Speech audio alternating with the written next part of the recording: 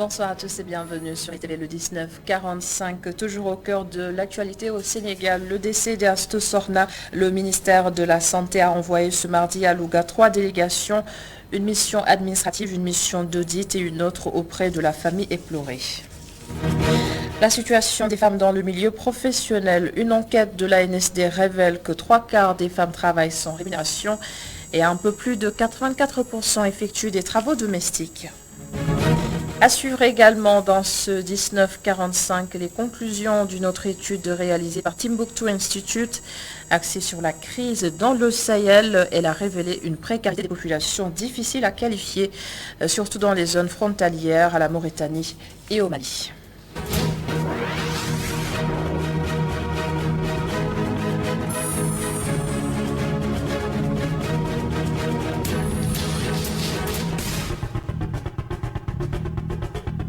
Au lendemain des révélations sur les circonstances de décès d'Astou Sorna, le ministère de la Santé et de l'Action sociale a envoyé des délégations à Louga. Une inspection interne devrait déterminer ce qui s'est réellement passé. Le rapport très attendu sera soumis aux autorités. Nous allons tout de suite suivre la réaction du directeur du SINEPS, Lamine Baragay. Je voudrais d'abord m'incliner pieusement devant la mémoire de cette femme qui a perdu la vie à Louga. C'est un événement tragique. Le ministère de la Santé et de l'Action sociale exprime toute sa compassion et ses condoléances à la famille éplorée. Maintenant, à chaque fois qu'un malheureux événement de cette nature arrive dans nos structures sanitaires, le ministère déploie le dispositif à l'interne. Cela veut dire que nous avons la direction de l'action sociale, mais également l'inspection interne. Maintenant, nous sommes dans une administration. Il y aura un rapport qui va être produit à travers nos services internes et lequel rapport sera soumis à l'autorité et qui effectivement prendra également les dispositions qui s'y est en pareille circonstance. Mais ce que je peux dire à l'instant pour le moment, c'est que nous confirmons nos condoléances à la famille éplorée.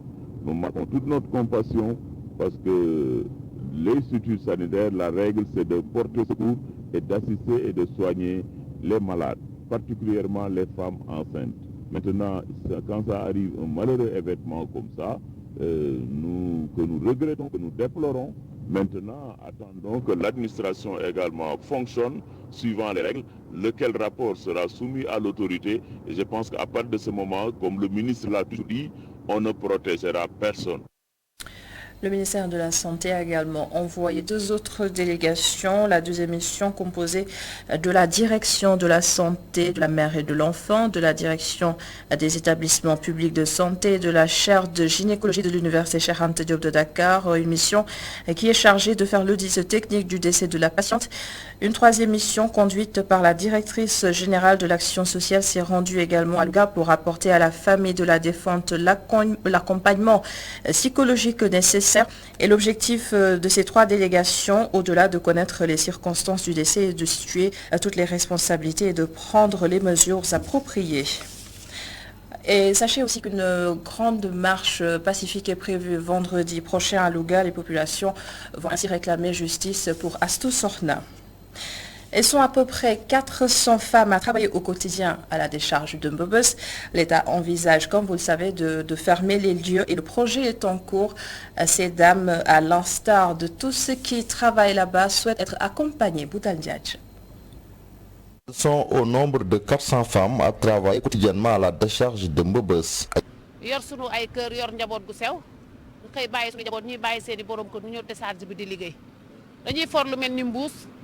Nous venons tous les jours à la décharge pour travailler. Nous ramassons tout ce qui est plastique et du ferraille pour ensuite le revendre à des gens qui sont sur place. Ces braves dames qui travaillent dans cette décharge sont confrontées au danger tous les jours. Nous travaillons dans des conditions extrêmement difficiles. Le danger est permanent ici. Parfois, ce sont des objets tranchants qui nous piquent. Et en plus, nous cohabitons avec des animaux, ce qui est vraiment dangereux. Ces femmes de Mbobos se disent oubliées par l'État du Sénégal. Ici, nous n'avons aucun appui de la part des autorités étatiques, aucun aide venant ni de la commune de Kermassar, ni celle de Malika. Nous sommes laissés à nous-mêmes. La seule personne qui nous assiste ici, c'est Zidane, qui vient au secours des personnes malades. Les femmes travailleuses de Mbobos interpellent l'État sur leurs conditions de travail et sollicitent une petite considération de la part des autorités. Et l'on s'intéresse maintenant à ce rapport annoncé en titre. La NSD a rendu public son étude sur l'emploi du temps au Sénégal et sur 100 femmes, 84,6% effectuent des travaux domestiques contre 31,7% d'hommes. L'enquête a également révélé qu'un nombre important de femmes effectuent des travails ou travaillent plutôt sans rémunération. Seynabou Babou et Sedina Mbaye nous en disent plus. Plus de 3/4 du travail non rémunéré est fait par les femmes, à en croire le directeur de l'Agence nationale de la statistique et de la démographie. Les activités domestiques sont au cœur des occupations des femmes, c'est ce qui est ressorti de l'enquête nationale sur l'emploi du temps au Sénégal. Il est noté également que les hommes travaillent plus que les femmes, en tout cas pour ce qui s'agit du travail rémunéré. Mais au contraire, en ce qui concerne les travaux domestiques, on a constaté que les travaux réalisés dans le ménage sont là pour la plupart effectués par les femmes et les travaux également qui consistent à s'occuper des enfants ou des personnes âgées. Et ce qui montre que réellement, il est nécessaire de prendre en charge également ces travaux domestiques. Une enquête qui s'est effectuée dans les 14 régions. Ces résultats ont permis de reconnaître et de rendre visible l'ampleur du travail des femmes et l'ensemble de leur contribution à l'économie nationale.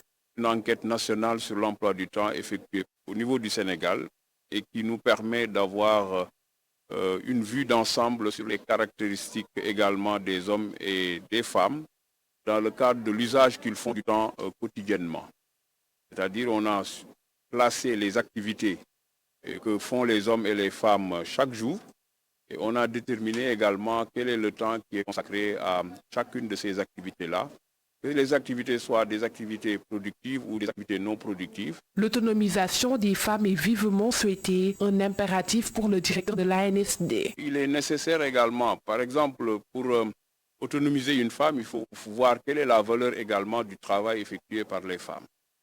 En mesurant le temps consacré à chaque type d'activité, il sera bon également de pouvoir arbitrer sur ces activités-là pour voir quels sont les types d'activités sur lesquelles il va falloir insister pour que les femmes soient beaucoup plus autonomes. Les femmes travaillent 2 fois plus que les hommes selon l'ANSD. Le constat, les hommes sont beaucoup plus rémunérés. En cause, les femmes consacrent la majeure partie de leur temps aux travaux domestiques.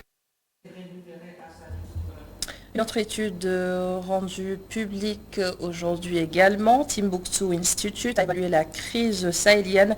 Le constat fait état d'une grande précarité des populations qui vivent notamment auprès des frontières avec le Mali et avec la Mauritanie. La présence de l'État du Sénégal est très faible dans ces zones. Et Timbuktu Institute a également fait une série de recommandations, 10 au total. Abdourahmandi. C'est une étude de 44 pages qui a pris 2 mois à l'équipe de recherche. Timbuktu Institute, en collaboration avec Konrad Adenauer, attire d'abord l'attention sur les difficultés que rencontrent les populations dans la moyenne vallée du fleuve Sénégal. Des difficultés qui peuvent susciter une insécurité dans la zone transfrontalière avec la Mauritanie et le Mali. La récurrence des conflits liés au foncier, au vol de bétail, qui rappelle qu'il y a encore des séquelles persistantes de la crise de 89, combiné aujourd'hui aux inquiétudes à nos frontières avec le Mali n'est pas stabilisé et dans un environnement régional instable, marqué par toutes ces instabilités, toutes ces crises que l'on connaît aujourd'hui qui n'épargnent même plus les pays. Le Sénégal n'est donc pas à l'abri du terrorisme et doit prendre des mesures visant à s'en prémunir, poursuit le directeur régional de Timbuktu Institute. La question, c'est dire, est-ce qu'il y a possibilité de couveuse locale de ces groupes-là qui leur permettent d'évoluer. Vous savez, les niches de radicalisation qui mènent au terrorisme se trouvent très souvent dans l'intersection de ces 3 éléments. Une faible capacité d'inclusion socio-économique des États, combinée à des griefs sociopolitiques et des frustrations, et maintenant vient en 3e lieu la capacité des groupes extrémistes violents à surfer sur ces effets-là. L'expert en sécurité, le colonel Babacar Ndour, préconise de l'État plus de considération à l'égard de ces populations vivant dans la zone. Si moi, quelqu'un arrive et veut me faire changer de camp, ma résistance va varier avec le lien que j'ai avec mon terroir. Si ce lien est faible, je vais adhérer très vite chez l'autre. Si ce lien est suffisamment fort, quel que soit ce qu'ils m'offrent, je ne peux pas céder. J'ai rencontré des gens dans ma vie qui étaient sous mes ordres. Je ne leur ai jamais rien donné. Et considérés comme des humains, comme d'autres vous-même. Des populations des régions de Matam et de Tambacounda qui ont surtout des difficultés pour accéder aux services sociaux de base, rapporte le journaliste Alassane Samba Diop. Les services sociaux de base sont extrêmement importants. Avoir l'accès à l'eau, à l'électricité, accès à l'hôpital. Je vous donne un exemple. Si aujourd'hui vous tombez malade dans la région de Matam, ou bien vous avez un accident, vous êtes obligé d'être évacué jusqu'à Touba. Il arrive que l'hôpital de Ourossogui, qui est l'hôpital de référence, n'ait pas les moyens de vous soigner. J'estime qu'aujourd'hui, l'État doit davantage investir dans ces régions. Ce qui motive certains à se procurer d'une carte d'identité d'une autre nationalité pour la satisfaction de leurs besoins primaires d'après l'étude, au moment où une présence de plus en plus affirmée de prêcheurs étrangers est signalée dans la zone. Parlons maintenant de cette actualité qui nous vient de Pikine. Ikotaf, un maître coranique âgé seulement de 20 ans, a violé un de ses élèves. Et c'est assez récurrent comme phénomène. C'est pour cela d'ailleurs que nous en reparlons, surtout avec les parents vivement interpellés. Voyez ce reportage de Aïssa Toukan sur des images de Mafalfal.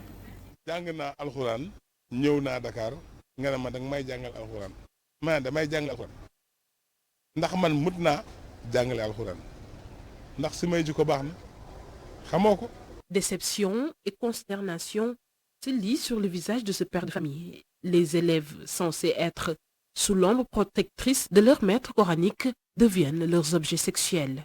Et ceci n'est rien d'autre qu'un manque de vigilance et de suivi des parents.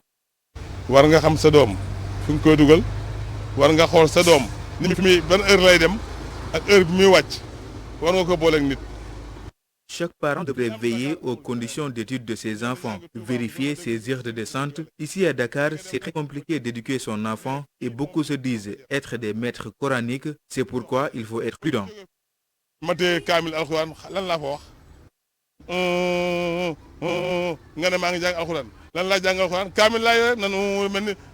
À quelques pas de là, un cordonnier nous interpelle. Selon Tidiane Sall, ce comportement irresponsable des maîtres coraniques pousse les parents à être méfiants.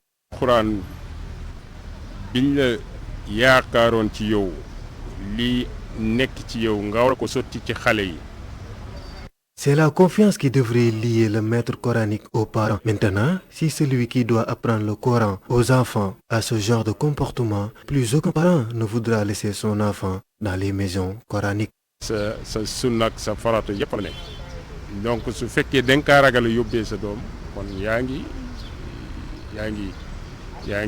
soo demee ba ragalloo nit ñi loolu yaa ngi yàq lu bari.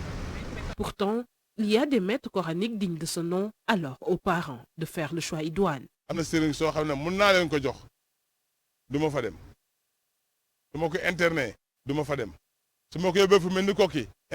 Avec certains maîtres coraniques, je n'aurais même pas besoin de vérifier si mon enfant est dans de bonnes conditions ou pas, comme Koki, Medina Baye ou Dara Hassan Cissé. Laissons nos enfants entre les mains d'hommes de confiance.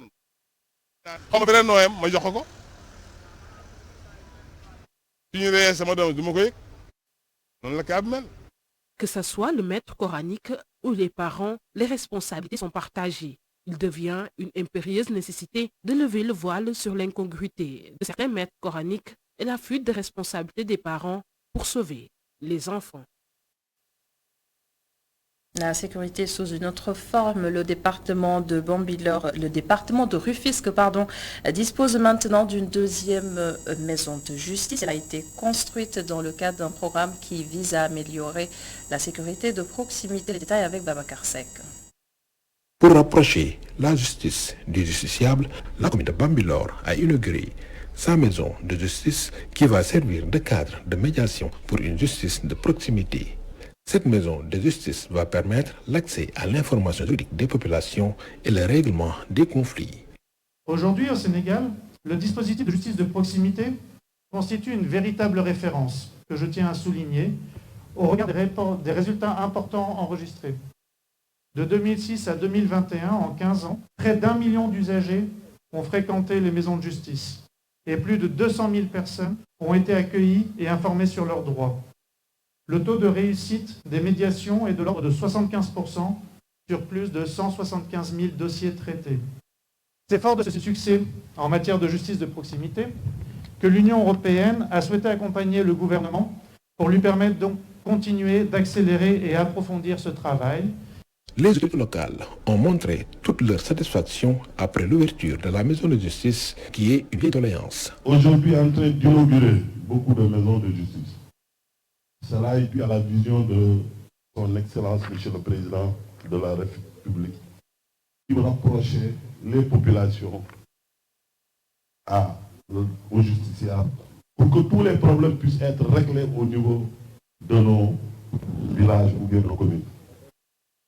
En effet, une maison de justice rapproche les citoyens de l'institution judiciaire et j'exhorte les populations à bien s'approprier de ce joyau qui a pour but principal de faciliter la conciliation et la médiation. Le programme d'appui et au renforcement de l'état de droit, PARED, piloté par l'Union européenne, accompagne l'implantation de maisons de justice financées à hauteur de 6,6 milliards de francs CFA. L'actualité ces derniers jours au Sénégal, c'est aussi la cherté du loyer. Le gouvernement est toujours en quête de solutions définitives au-delà de la loi déjà existante. Des agents immobiliers évoquent un autre problème, le coût élevé du foncier. Correspondant Samour Montagakan. En marge de la cérémonie de remise de dons aux handicapés du département, organisée par le directeur de l'agence immobilière Bamtaré, ce dernier a déclaré que, comparé au prix exorbitant des parcelles à usage d'habitation, les tarifs de la location immobilière ne sont pas si chers que cela.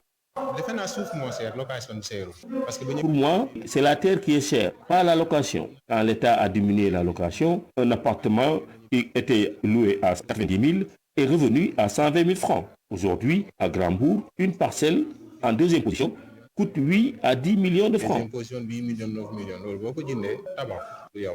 Pour permettre aux populations démunies d'avoir des parcelles à usage d'habitation, il propose des lotissements sociaux. Si les personnes démunies n'ont pas accès aux parcelles à usage d'habitation, c'est la faute de l'État. S'il avait permis aux populations d'acquérir des parcelles urbanisées à payer abattoir dans des localités telles que Gandigal, Malikunda, etc., le problème serait résolu. Les pauvres y trouveraient leur compte. Afin de mettre un terme aux malversations foncières, il préconise leur criminalisation. Je l'ai toujours rabâché. Le département de Mbour a de sérieux problèmes fonciers. Par exemple, à Sali et à Dias, Mbour est moins atteint. Le plus exaspérant, c'est le fait de voir quelqu'un qui a fait des années d'économie pour acheter une parcelle et qui finit par la perdre. Pour moi, cela dénote d'un crime. Les coupables doivent être considérés comme des criminels. Je demande donc la criminalisation de ce délit. Dans le réseau de l'actualité, le Sénégal participe à la conférence mondiale des radiocommunications prévue en 2023 à Abu Dhabi. En prélude à l'événement, l'Union africaine des radiodiffusions UAR a ouvert des sessions de travail à Dakar. L'objectif est d'harmoniser les visions et les positions des États africains qui vont participer à ce rendez-vous mondial. Les explications du directeur de la communication, Ousseynou Dia. Il est question ici du partage du spectre. Le numérique s'est développé et à côté, toutes les technologies sont développées, notamment le téléphone mobile et la télévision.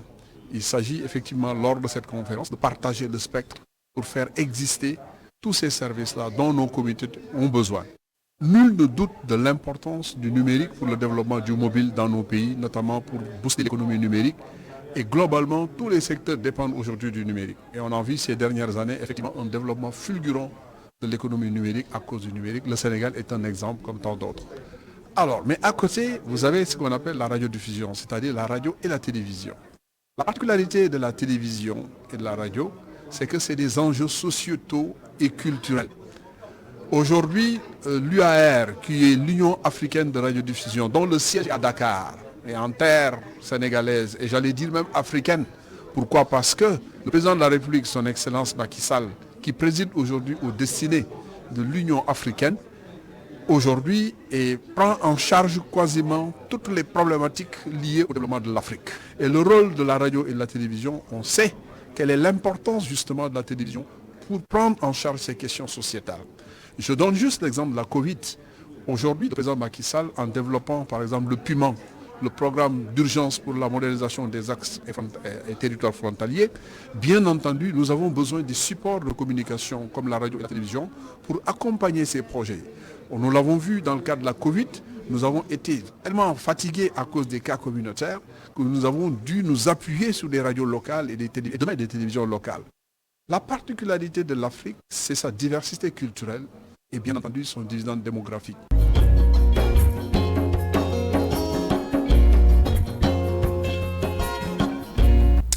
À la rencontre de Modou, transporteur de marchandises. Ce travail est appelé en Wolof pouce-pouce. Et Modou a bien voulu nous inviter dans son quotidien et vous allez tout de suite le voir. Son travail n'est pas si facile. Aïssatou Kane et Augustin Mandan. Il est quasi impossible de passer dans une artère de la capitale sans les croiser. Chargés de marchandises diverses, ces porte-bagages font partie du décor et se sont imposés à la circulation. Des porte-bagages qui sont devenus au fur et à mesure des moyens privilégiés pour gagner sa vie.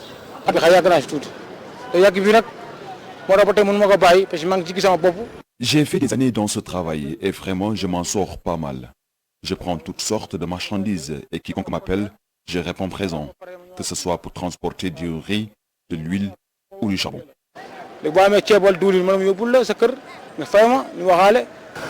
Très convoités par les clients au marché, leurs prix sont très accessibles, ce qui fait que certains peuvent gagner jusqu'à 10 000 francs la journée.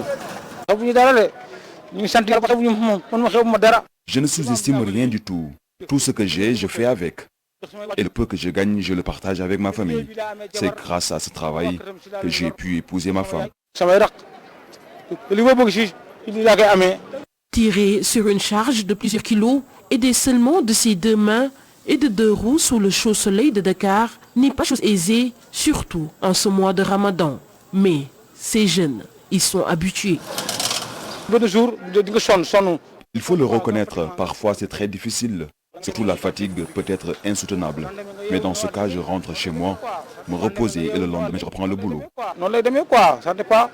Si, depuis des années, Modou se bat avec abnégation et consent à faire des sacrifices, c'est pour atteindre les objectifs qu'il s'est fixés. Je demande au Seigneur Tout-Puissant de m'aider à gagner beaucoup d'argent pour ouvrir une boutique, une quincaillerie et d'autres places. Et je sais que je peux y arriver. Pour ce jeune s'enrôler, tout métier est digne d'intérêt. Je pense qu'il ne faut sous-estimer aucun travail. Ça mène au vol. Il faut travailler, se limiter au peu que nous gagnons. Tous ceux qui ont réussi ont dû se battre pour y arriver. En tout cas, moi je me satisfais de mon boulot. Il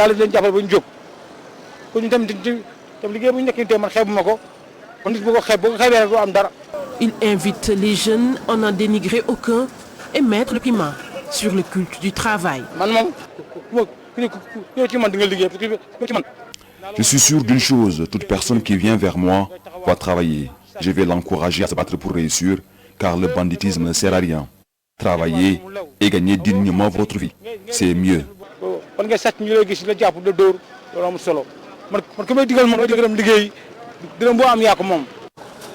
Si des Sénégalais pratiquent ce métier, ceux qui en tirent le plus profit sont des étrangers. Toutefois, ce business qui commence à connaître une certaine expansion a besoin d'être régulé.